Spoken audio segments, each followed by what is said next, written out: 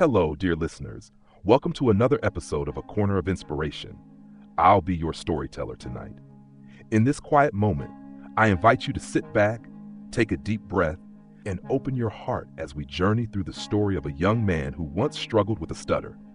But through something magical, called willpower, he turned his once mocked voice into one that now warms countless hearts.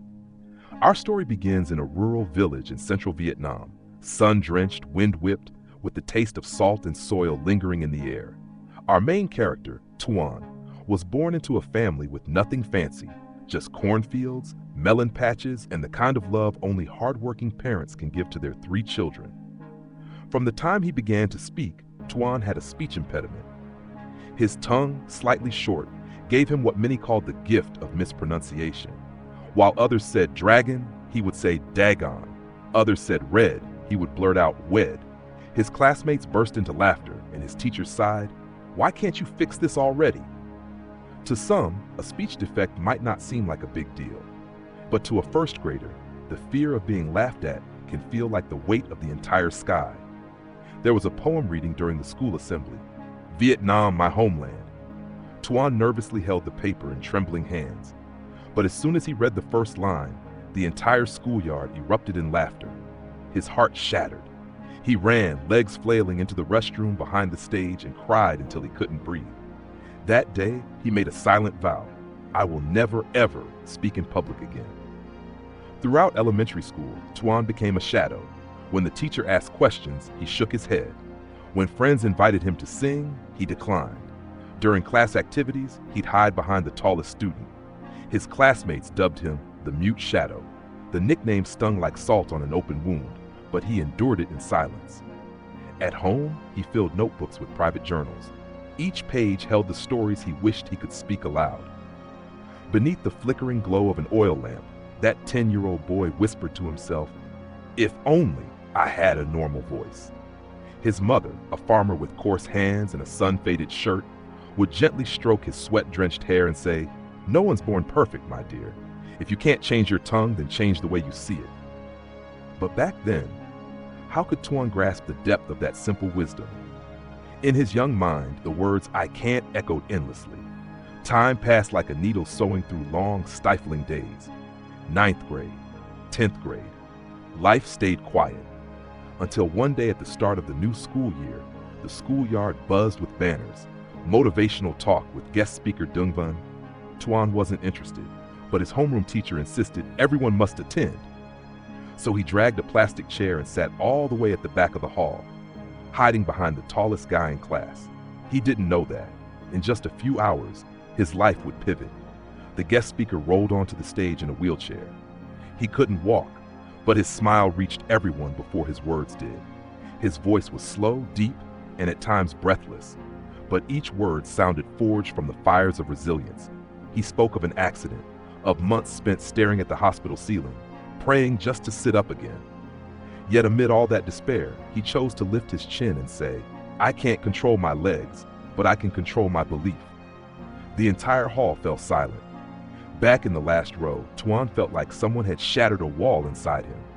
If someone in a wheelchair can make hundreds of hearts tremble, why am I letting my short tongue imprison me forever? He squeezed through the crowd to speak with the speaker after the event. "Excuse me, sir," Tuan stammered, still tripping over his R's. I have a speech issue.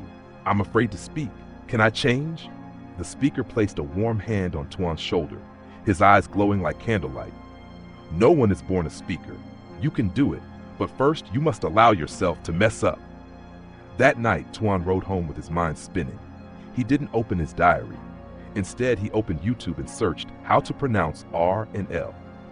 The small screen glowed blue in the dark. Sitting upright, tongue pressed to the roof of his mouth, Tuan repeated every sound he heard. He recorded himself, listened, cringed, and tried again. His throat burned, his eyes stung, but for the first time he felt his steps, however small, moving toward a spotlight. 3 days, 5 days, 30 days. On day 31, he recorded a new clip. He hit play. The R sounded better, less broken. He didn't say anything, just trembled, tears streaming silently. He found his literature teacher, voice barely a whisper. "Miss, may I read aloud in the next class?" She looked surprised, but something in his eyes made her nod. That day, Tuan stood up in class, hands trembling. A few giggles echoed. Still, he kept reading. Each sentence rested on a newfound courage. Something amazing happened. Halfway through, the room grew quiet. When he finished, the classroom erupted into applause, not wild, but enough to make his heart bloom. And so began his unusual journey, reading aloud each morning, recording each noon, practicing in the mirror each afternoon, and clutching a pen like a microphone every evening. He learned to breathe deep, to pace his speech, to emphasize his tone. When exhaustion hit, he recalled the speaker's eyes and his mother's voice. A flaw is not a life sentence. In 11th grade, Tuan submitted an application to join the Life Skills Club. The class buzzed with disbelief. He can't even speak right. What's he doing there? Tuan simply smiled. He wasn't aiming to be the best, just the bravest version of himself. In the club, he joined every activity and mini event. He started by clicking slides, then co-hosted a small game, then eventually led a workshop. His R's still slipped sometimes, his L's wobbled, but his belief grew steadier each day. Over time, the laughter faded, encouragement took its place. By year's end, the club elected Tuan, the boy once afraid of microphones, as president. After high school, Tuan was accepted into a university psychology program. He wanted to understand fear and how to heal it. On campus, he wasn't just a student, he became the MC of Dream Chasers, a weekly student show. Every Friday night, he'd stand on stage and open with, "Hello, you brave hearts." Oddly enough, the very voice he once hated had matured into a deep, slightly raspy tone that touched listeners. People said, "Hearing him makes me want to step out of my comfort zone." In his third year, Tuan entered a national student speech contest. The final round's theme, fear, enemy or compass. Before 400 people, Tuan shared his story. There was a little boy who once hid behind a curtain to avoid answering, "What's 2 plus 3?" Today, that boy stands before you, not because his voice is flawless, but because he once dared to tremble. He didn't win first prize, but was awarded Most Inspiring Speaker. The audience said he moved hearts not with technique, but with truth, truth shaped by scars. After graduation, job offers came, marketing, office work, good salaries. But Tuan chose the harder path, becoming a freelance speaker. With a backpack, a mic, and a smile, he knocked on doors, from rural schools to youth centers in big cities. He often earned little, just a meal or a bunk bed. But after each talk, he'd receive letters. One from a stuttering boy in Calbang. "Thanks to you, I dared to read aloud." One from a hearing-impaired girl. "I couldn't hear your full speech, but your eyes told me I matter." Tuan cried reading those letters, his tears salty yet sweet. He launched a YouTube channel, Voices That Change Lives, filming on an old phone with flickering light. Still, the views grew steadily, because every clip was real. His late-night sore throat, his morning speech drills, the rejections for not speaking clearly enough. He'd often chuckle and say, "So what if my tongue is short? It's just long enough to speak kindness." Every Sunday at 6 a.m., Tuan live-streamed Morning Coffee with Tuan.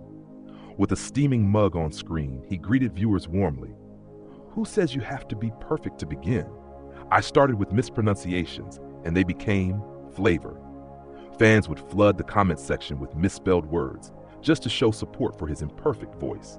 The vibe was warm, like a neighborhood cafe at dawn.